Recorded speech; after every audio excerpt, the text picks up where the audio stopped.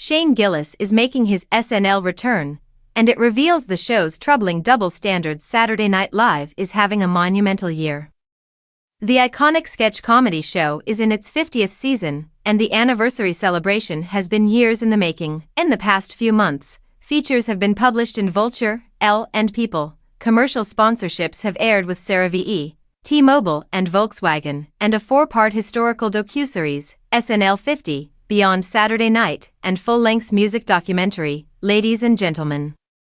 50 years of SNL music were released on Peacock. The build-up culminated in a massive homecoming for SNL cast, crew and honorary affiliates earlier this month as they presented a live anniversary special celebrating half a century of the show and its impact. It was an event of escapism, 3 or so hours to simply revel in nostalgia and joy. Then, the show announced that stand-up comedian Shane Gillis would host the first show post-anniversary.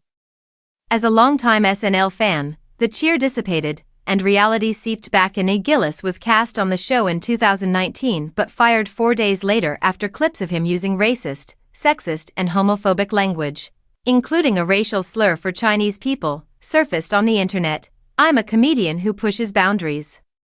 I sometimes miss," Gillis wrote in a post on Twitter at the time that has since been deleted. "If you go through my 10 years of comedy, most of it bad, you're going to find a lot of bad misses. I'm happy to apologize to anyone who's actually offended by anything I've said. My intention is never to hurt anyone, but I am trying to be the best comedian I can be, and sometimes that requires risks." Even after Gillis' public dismissal from the show, he still stood by his controversial comments. "I definitely wouldn't have changed what we did on our podcast," Gillis told comedian Theo Von on his podcast in 2021. "That's how I got to New York." Although he never made it onto the show as a cast member, he was invited to host an episode in 2024 and is now hosting again almost exactly 1 year later. The choice to invite him back so quickly is bizarre, considering his first appearance was tepidly received by critics, with NPR saying that viewers got an okay episode that, more than anything, might leave them wondering why a middling talent like Gillis got tapped to host the show in the first place. With Gillis hosting stints, the message from SNL seems to be that hate speech, even comedically employed, may rob you of ensemble work, but it surely won't stop you from getting to be the star of the show someday. The repercussions seem to be temporary, and you will be rewarded tenfold if you wait long enough. The 50th anniversary special provided a moment of lucidity for the show and its muddy morality. It featured a segment called In Memoriam, which is described online as SNL's tribute to the cancelled and tasteless jokes of the past.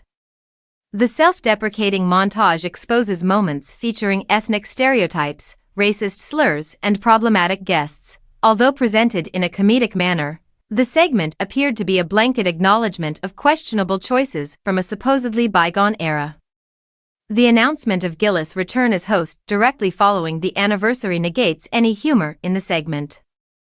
These controversial choices of the past are, in fact, still being made in the present and for the future.